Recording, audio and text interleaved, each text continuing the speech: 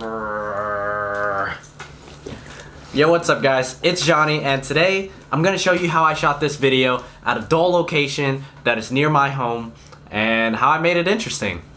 Let's check it out.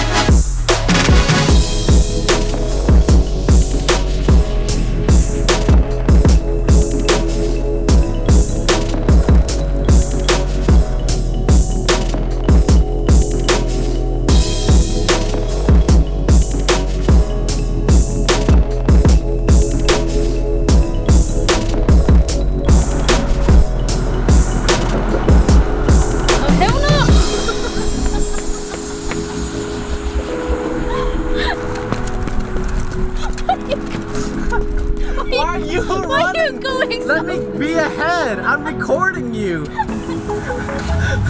Why are you moving my camera? I hope you guys liked that video because we had a lot of fun putting that together. I also want to thank Tiffany who agreed to be the subject in the video. Her Instagram will be linked in the description below. Alright, let's do this. What's the trick, Johnny? What's the secret? How did you make this video interesting? Or was it boring? Was it even interesting? Let's explore the word interesting, because knowing the definition can help you understand all the things that I'm about to tell you. And the definition is... And the definition to interesting is... arousing curiosity or interest, holding or catching the attention.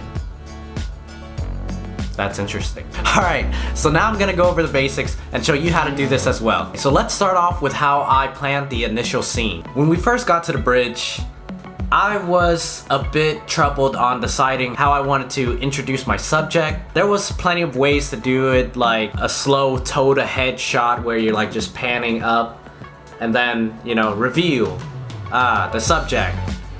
Very good, but that wasn't interesting enough.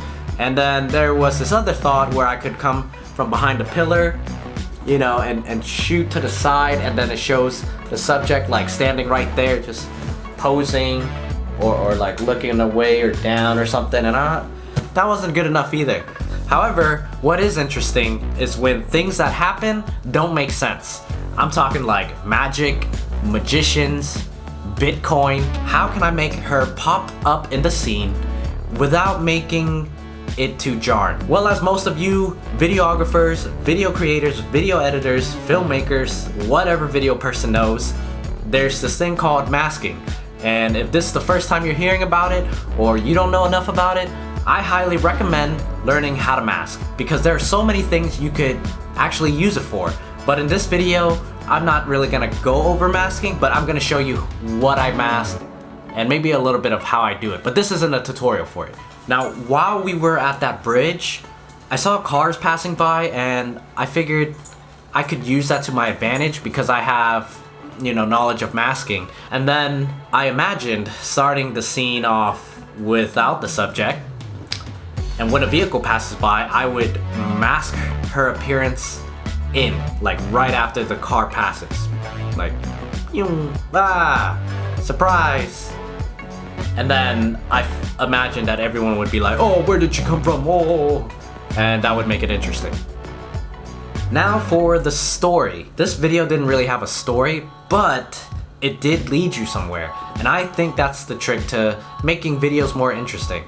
I had seen so many videos before where people would just compile footage of places after places after places after places with no explanation to how I got there. It would just be a transition, boom, you transport somewhere, boom, you're at a mountain, boom, you're in a restroom, boom. God, I have no idea, okay? It's not even B-roll anymore. I call it C-roll. C for confusion. Colors. If you didn't notice in the video, hopefully go back and watch it and notice it now. So what I did was I pulled out all the green in the background. If you watch carefully, you don't really need to watch carefully because all the color green is out and your eyes visually see that there's no green, and your brain is processing this information, and your eyes see that it's plants and stuff, and your brain's like, wait, that's not right. Plants are typically green. Something's wrong. It kind of makes for a more interesting scene. At least that's what I think. And I don't know. It was pretty interesting. So I definitely recommend playing with the colors when you're editing your videos. However, don't overdo it. You know, turn up that saturation to crazy levels, or playing with the hue switch and flipping colors, all sorts of colors, Willy Wonka style. No, people don't like that. The next thing I want to talk about is angles. I used a, is it a Dutch angle? I'm not sure, but this shot. So this shot, I did a rotating camera dolly back reveal shot. And I was only able to do this with my gimbal. Now you can recreate this just using your hands and a camera. You know, you just gotta try it out with slow-mo and it'll work. But because I was using the gimbal the whole time, I figured I'm gonna use that vortex mode. Not every gimbal has this. I use a Zhiyun Crane Lab 3, and that gimbal can do that. And again, though it was a really short scene, it made the visuals a lot more interesting, and it was actually really cool when done correctly. I think there was like 15 takes on trying to get that rotating camera shot and then framing her. It was actually quite difficult. Definitely worth trying to catch different angles, especially angles that, you know, people normally don't put their head at. Generally makes a more interesting scene. And you don't see a lot of people tilt their head like this, because that's just crazy. Anyways, do stuff the head wouldn't do, and it would make it interesting. My last advice: to always make it surprising. You don't want your viewers to always know what you're gonna do next, or can expect what you might do next. Be it in the front, the middle, or the end. Make sure to record something that happens that isn't totally a part of the theme or where it's going. Go.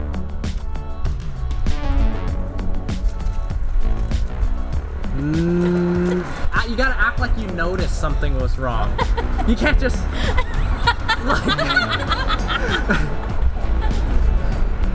Yeah. Well, I hope you guys enjoyed this video. I hope that it helped you in any sort of way. I also hope that it entertained you, and if it did, please hit like and subscribe and hit the bell, because I got a lot more videos coming out, and if you like this one, you're gonna like the next ones. Stay creative, friends. Johnny out. Oh, go ahead.